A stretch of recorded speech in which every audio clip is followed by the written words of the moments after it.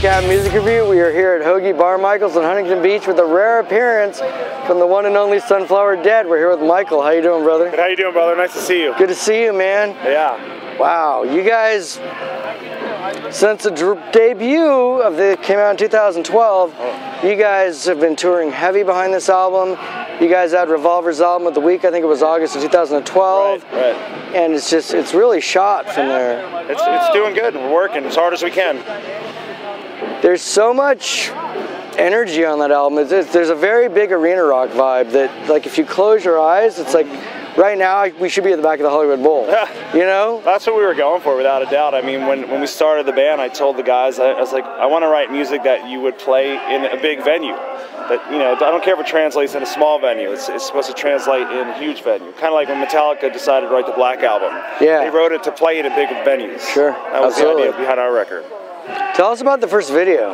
Make Me Drown? Yeah. That was just kind of to introduce the band and also introduce kind of the storyline of the Sunflower Dead, which was the name came from a short story that I was writing, and then I told them about it, and the guys were like, well, let's call the band that, and let's kind of go with that, and because we're going to put out a graphic novel of that short story, and we just kind of introduced the idea of it in that video. Yeah, you guys were all found dead in a desert, and sunflowers in your ripped out eye sockets, and now you've kind of come to avenge those that have done wrong. Kind of, yeah. It's kind of like we're the good guys. Getting revenge against the insidious. Yeah, you know? Exactly. I love that movie.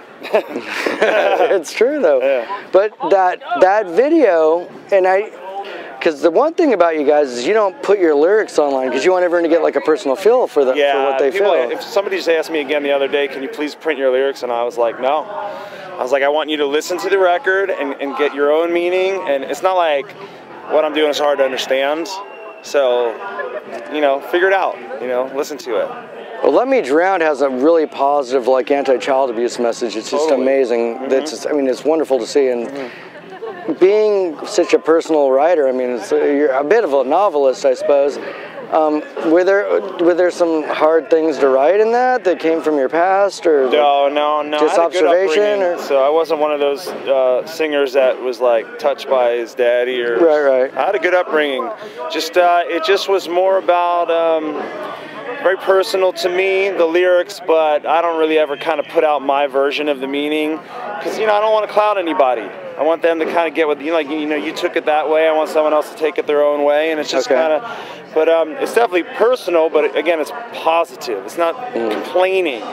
We're not a band about complaining. No, not at all. We're that was vigilante justice, and it was amazing. Yeah, it was cool to see. It was fun to kick it. Got the curb stomp, and at the end, the guy's in the trunk. And when we were doing it with the guy, I was like, "Look, I'm going to curb stomp you in the video." He goes, "I don't think I want to do that." Yeah, right. I was like, "No, it's not for real." He goes, "Even if it's not for real, I don't think I want to do that." What if you slip? Right? Right. I'm dead. It worked. It came out cool though. Right on. Mm-hmm. And then your second video, which is more of a look in the life behind the band. Tell us a little bit about that. We kind of felt like after the first video, people thought we were. I'm not saying we don't take ourselves seriously, but we're entertaining people. We're not one of those bands that's kind of going out there trying to be angry and and dead serious. It's just about entertainment. So we wanted to kind of get that across. So we filmed everything we could on the last two tours. Hey man, killed it. Thanks, brother. Thanks, brother. We filmed everything we could and all the backstage stuff and messing with people just to kind of see what we got. And it came across so well. And the reason we put it out is because it gets across to the people that we're having fun. Yeah, it shows you guys backstage, we're getting having changed fun, and everything. We're entertaining, we're kicking ass, and it's not about being these angry dudes that are just pissed off. It's just not our vibe, and I think it definitely came across in that video. No, it's another cool song, Point of Decision. It's like, you look at you guys and you're thinking like, oh, it's all about killing yourself. No, it's about that point where you decide to live. And it could be, you could take it however you want. It's just a point of decision in your life. It's funny, me and Jabu wrote that song when we were 15 years old. No way. Yeah, and we decided to bring it back for this band. And it's not even a single, it just was like, we decided to do the video for it for fun. And it came out so good, we released it last week. Yeah. What was the inspiration? Because, for a band, a new band, to actually put out vinyl, I love this. Buy music, kids. It's important to put out vinyl. That's not a cheap thing. How did you guys come about? Because everyone I talked to was like, how do they put out vinyl so quick? The record was mixed for vinyl. We did it all on the analog board. We wanted a specific sound. We wanted it to sound like a raw, real band. And it was just mixed and mastered for vinyl. So we just went that route, So we printed it up, and it came out great. We had, I can't even remember his name, Scott Jackson, who did the artwork. We just sent him the songs, and he came back with that. And amazing enough about the artwork, that was the first time you guys actually ever did the makeup. Yeah, our first photo shoot, we just kind of walked in, and we had a horror movie makeup artist, and we just all told her our ideas, and she did it, and we were like, oh. And we were like, well, if it looks stupid, we won't do it. And some people might think it looks stupid, but we were like, wow, this looks pretty fun. So we kept with it. It works. We first saw you guys with Taproot at the Gas Lamp last year. I think it was April. Right. And we were there to like supporting our buddies Corten, and I see you guys like walking around, and I'm thinking like, this is either going to be the worst disaster I've ever seen or something absolutely brilliant. And it was absolutely amazing. Thanks, man. You're out there with the accordion. There's this vibe. There's this metal sensibility. Like you know, there's some. There's some songs where it's like you're thinking death, like Crystal Mountain or something like that, and then boom, you're back into like Journey, you know, something like off like, you know, Don't Stop Believing. That's two of my biggest vocal influences, Steve Perry and Chuck Schuldiner, without a doubt.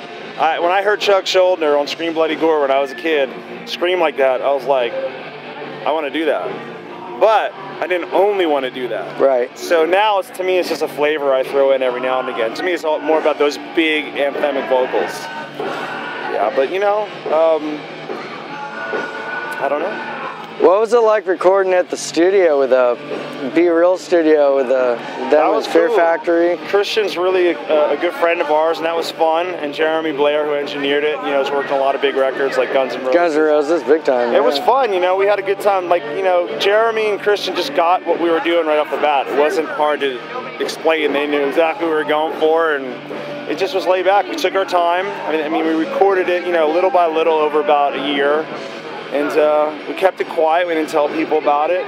We just kind of recorded our record and put it out, and then ended up going on tour. And, you know, not really doing we've all done the local route with other bands. We decided, you know what, the hell with that. Right.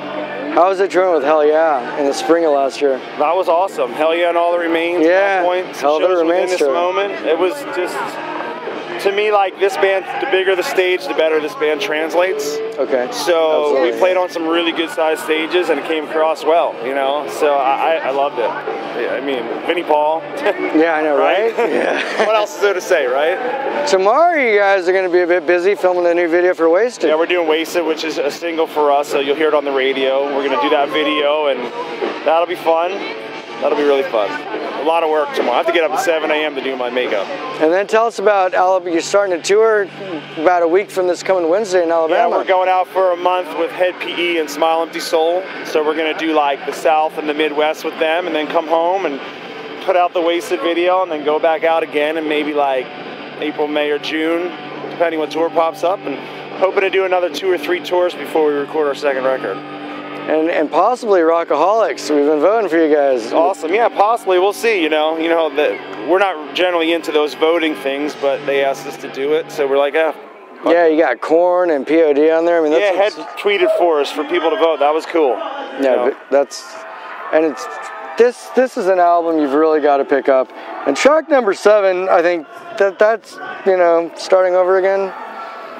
That's my favorite. That piano, and then Jabu with his guitar. I mean, that's just, it's kind of like taking everything you guys are about and putting it in one song. Right. Yeah, that song is the one song we don't get to play live because of the piano on these small stages. But that is, to me, the song. I only really wanted to release that song when we started, but you know, people were like, no, let it build up. You know, let people see that you rock and stuff, and then let it build up. And that will be the last single we release on the record, and we're gonna do a video for it. And that, to me, is the one that I'm waiting for, without a doubt. How's the crowd reaction to that when you play it? We've only played it live twice. So once was at our CD release show, and it was great. And the other one was a warm-up show where we didn't invite anybody. It was just a practice. But people email me all the time about that song. So I know that's a special song to me, to the other guys in the band, and it's just I'm wish I would have listened. I mean, come on, that's the lyrics alone. Yeah, that's a special one. And one of the things I think is just so amazing about you guys is like you guys are so good about reaching out to the fans. You had the Evil Seeds holiday contest. Yeah. Yeah, and someone from France won. Exactly. It was like, wow, that was cool. And actually, someone in our band has to kind of use that makeup on the next tour. That's right. That was the idea of the contest. Yeah. You design your own Sunflower Dead themed makeup. You guys put their picture on your Facebook, and then one of your band members, one of you guys, is going to come out like that. Yeah, and you know, it was fun because we got some really cool submissions. So people were into it. So we're going to do something like that every holiday season. That, you know, as long as we're still doing well, and you know, this time somebody from France won, so I had to pay a lot of postage to That's huge, for prizes. But how cool you got! You know, you got the Western Europe loving you guys. Yeah, we're lucky. I mean, people.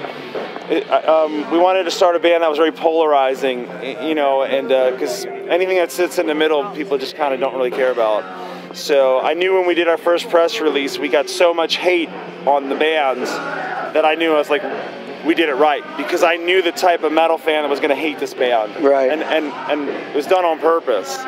And I knew the type of people that would like the band, so it's polarizing to people, you know. Yeah. We get threats, like physical threats. So, wow. Which, to be honest, I mean, come to the show. Good luck. Yeah. Take a swing. There's a definite dichotomy. I mean, even in the name Sunflower Dead, there's a light and a dark. That's what it's about. Where did the band name come from? Because I grew up in Costa Mesa. Well, I didn't grow up, but I spent a lot of time in Costa Mesa. So there's a street called Sunflower Street. I live on Sunflower. Is that where it came from? And I was just driving by, and I looked at it, and one day I was like, huh, Sunflower Dead.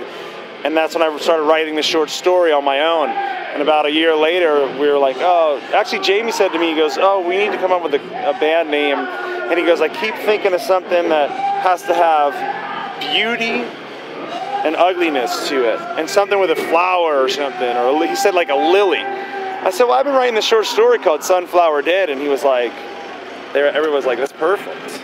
And when I told them about it, they're like, oh, well, let's just kind of use that, you know, and have fun with it. So we did. That's where that first promo came from. It actually tells the story about you guys being found. First, people thought we were going to be some like Grateful Dead hippie bands. Yeah, right. Because you're dead and Sunflower. Yeah, right. So, actually, I think if you YouTube us, it shows all our videos, and then it shows a bunch of Grateful Dead videos. You got China Cat Sunflower. Yeah, exactly. Yeah. Exactly. So. Well, where's the best place for people to find out what's going on with Sunflower Dead that want to look you guys up? Facebook is a great place. Our website, sunflowerdead.com. But Facebook is the best because the guys in the band all interact with fans well there.